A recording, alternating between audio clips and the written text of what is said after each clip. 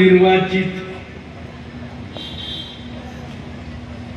नगरसेवक म्हणून निवडून आलेले सर्व पदाधिकारी,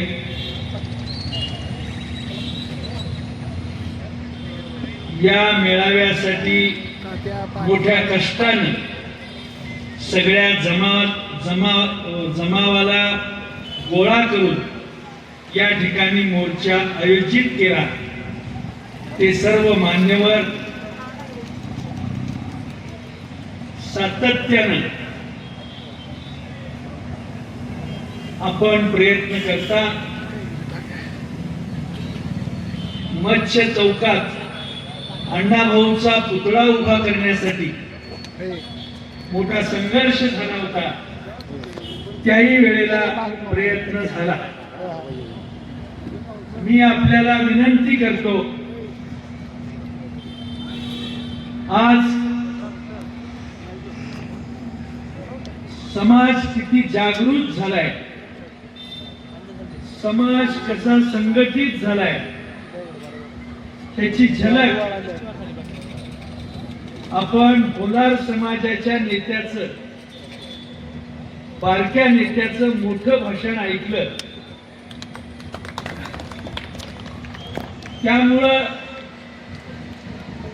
समाजाची एकी कशी असावी याबद्दल लहान तोंडी मोठा घास घेण्याचा प्रयत्न केला। या सगळ्या गोष्टी ऐकल्यानंतर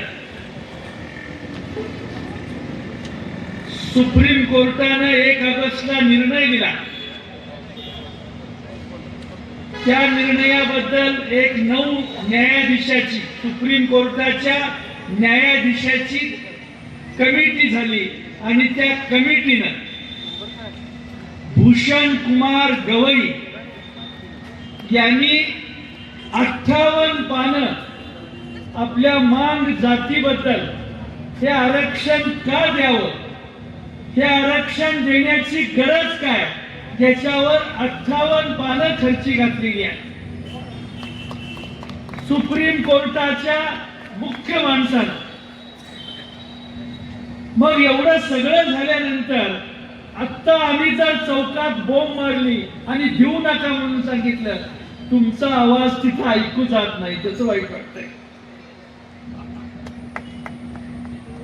सुप्रीम कोर्टाच्या 9 न्यायाधीशांनी निर्णय घेतलाय, त्याची शिफारस केलेली आहे आणि या जातीला का आरक्षण दिलं पाहिजे याबद्दलचं कोड त्यांनी समजावून सरकारला सांगितलेलं आहे।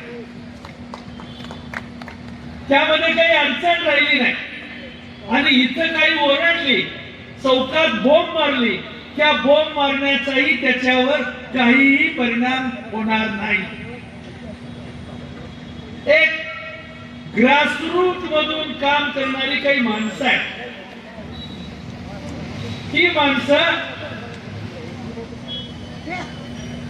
या संपूर्ण चळवळीचा अभ्यास केलाय।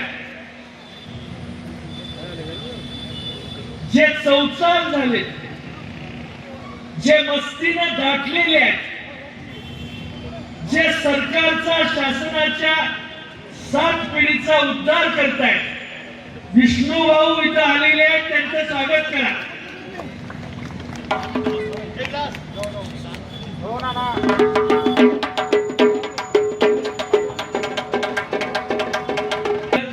लोक तिथे येतच राहणार।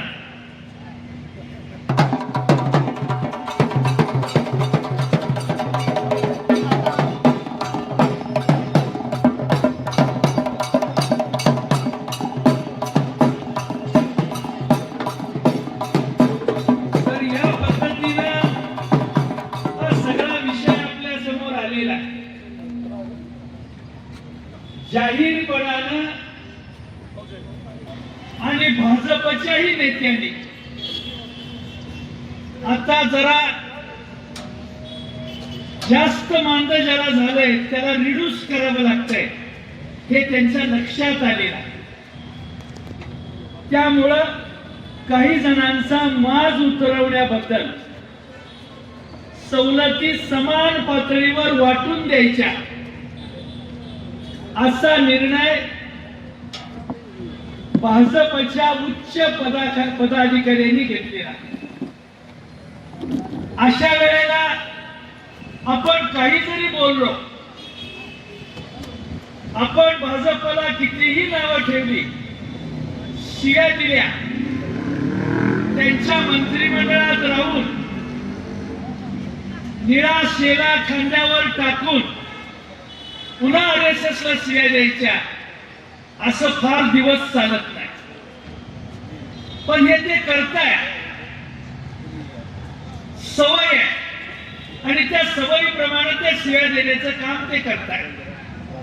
रोज मोबाईल तुमचाच, तोंड तुमचंच, बडबड तुमचीच आणि घालमेल तुमची. या घालमेलनं समाजाचं वाटोळं होणार का, याबद्दल काही लोक विचार करतात. अशा वेळेला विष्णुभाऊ वगैरे या सगळ्या लोकांवर तोंडसूक घेण्याचंही पाप काही वाचालवीर करताय, त्याचाही विचार आपण या निमित्तानं केला पाहिजे. मी आपल्या सगळ्यांना हात जोडून पाया पडून कळकळीची विनंती करतो. कोबूल हिकवण्यासाठी काही जणांनी राजकारण केलं, खारपे शेगवण्यासाठी काही जणांनी राजकारण केलं.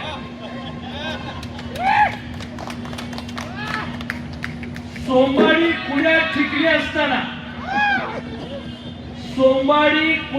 ठिकली असताना दांडा लाईन मारतोय, तर त्याला गवण्याने हिडकावं का नाही हिडकावं? त्याला गवण्याने हिडकलाच पाहिजे.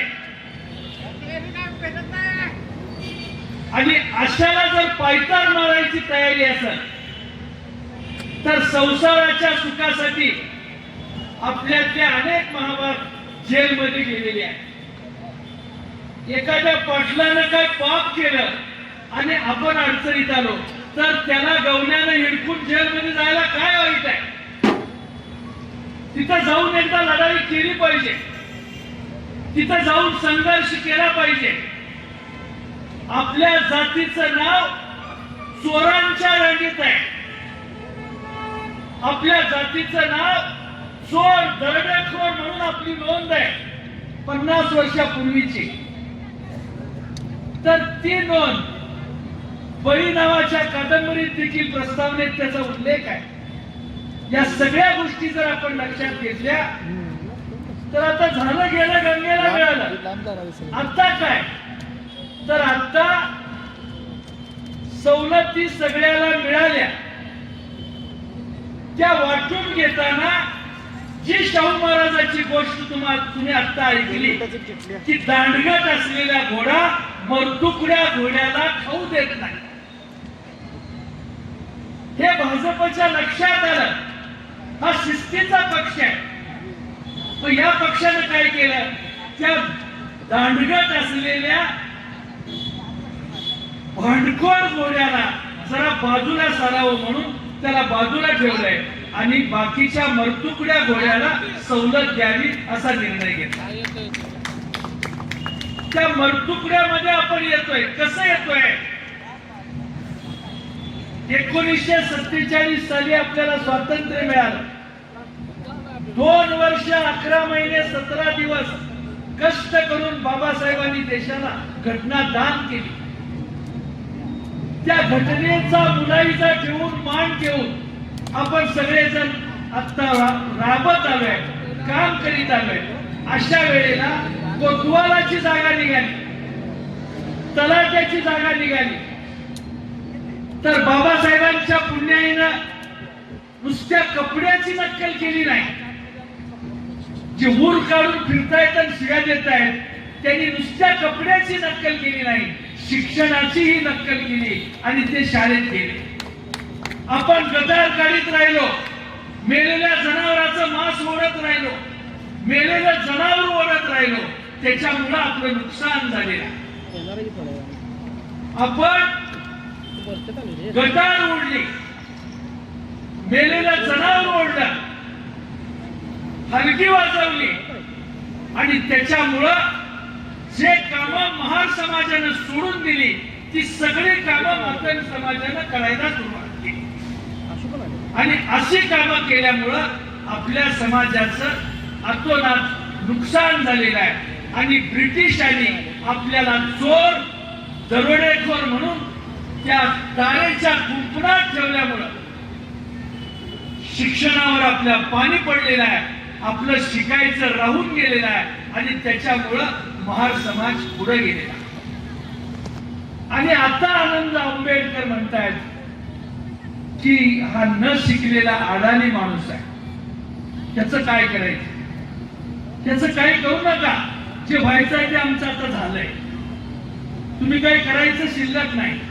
आता मी तुम्हाला एवढंच सांगतोय भोकऱ्याला बाजूला सारून कोबूळ हिकवता आलं तर हिकवूया वाय करता आली तर करूया चार पैसे मिळवता आले तर आपण मिळवूया दांडळ पवार हिराय लागलाय हे अण्णाभाऊंनी फकीरात सांगितलेला प्रमाण मानून आपण आपल्या कामाला लागूया पाया पडून समाजाला विनंती करतो बाबांनो शिकायचं शिकून शहाणं व्हायचं एवढंच बघा बाकीच्या गोष्टीकडे आता लक्ष देऊ नका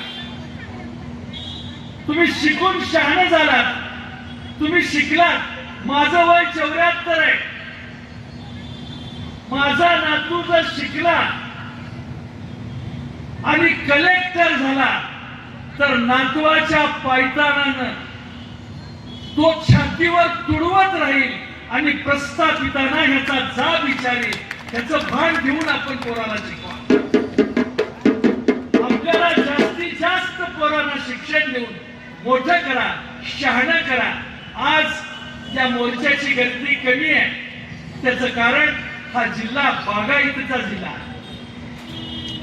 वाफ्यातला जिल्हा आहे तिथं 500ची नोटच पेरतात आणि 500ची नोटच उगवते म्हणतात त्यामुळे जास्त कष्ट करायची गरज नाही नुसतं थांबून वाढू जरी गोळा करून विकलं तरी देखील घर चालतंय त्याच्यावर त्याचा विश्वास आहे